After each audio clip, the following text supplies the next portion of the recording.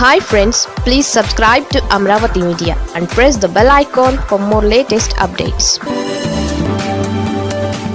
వైసీపీలో జగన్ మాటకే లెక్క లేదా? ఇదిగో నిదర్శనం. స్వయంగా వైఎస్ జగన్మోహన్ రెడ్డి చెప్పినా ఆయనకు పార్టీలోనే రాష్ట్ర పదవి ఇవ్వడానికి తాడేపల్లిలో పార్టీ పెద్దలకు సమయం లేదు. వైఎస్ఆర్ జిల్లాలో ఎన్నికల ముందు టీడీపీ నుంచి వైసీపీలో ఒక ముఖ్య నాయకుడు చేరారు.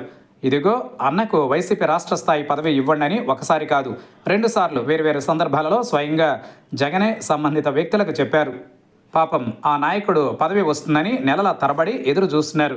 అయినప్పటికీ ఆ పదవి అందని ద్రాక్ష అయ్యింది. దీంతో సదరు నాయకుడికి శ్రేయోభిలాషులు చావు కబురు చల్లగా చెప్పారు. అన్న, ఇక్కడ టీడీపీలో మాదిరిగా ఉండదు. టీడీపీలో చంద్రబాబు ఏదైనా చెబితే వెంటనే అమలవుతుంది. కానీ వైసీపీలో దేవుడు వరమిచ్చినా పూజారులు కనికరించరు. తాడేపల్లిలో వైసీపీ పెద్దల దగ్గర లాబింగ్ చేసుకోవాల్సి ఉంటుంది అని చెప్పారట.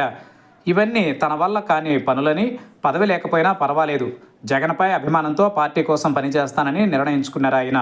ఇలా బయటికి తెలిసిన సంగతులు కొన్నే. చింత చచ్చినా పులుపు చావని చందంగా రాజకీయంగా వైసీపీ పాతాళానికి పడిపోయినా ఇంకా ఆ పార్టీలో కీలక పదవులలో ఉన్న వాళ్లలో జ్ఞానోదయం కాలేదన్న ఆరోపణ వెల్లువెత్తుతోంది. స్వయంగా జగన్ ఆదేశించినా దిక్కు లేకపోతే ఇక ఎవరు చెబితే పనులు చేస్తారో అర్థం కాని పరిస్థితి. ఇలాగైతే పార్టీ బాగుపడినట్టే అని కొందరు శ్రేయోభిలాషులు ఆవేదనతో అంటున్నారు. కాస్త ప్రజలలో పలుకుబడి నోరున్న నాయకులని పసిగడితే చాలు, ఇక వాళ్లను బయటకు పంపే వరకు నిద్రపోని నాయకులు వైసీపీలో ఉన్నారు. ఇదే ఆ పార్టీ ప్రత్యేకత. జగన్ చుట్టూ ఇలాంటి వాళ్ళే ఉన్నారు. ఇతరుల ఉనికిని ఏమాత్రం సహించలేని నాయకుల్ని పెట్టుకుని జగన్ ఏం సాధించాలని అనుకుంటున్నారు మరి?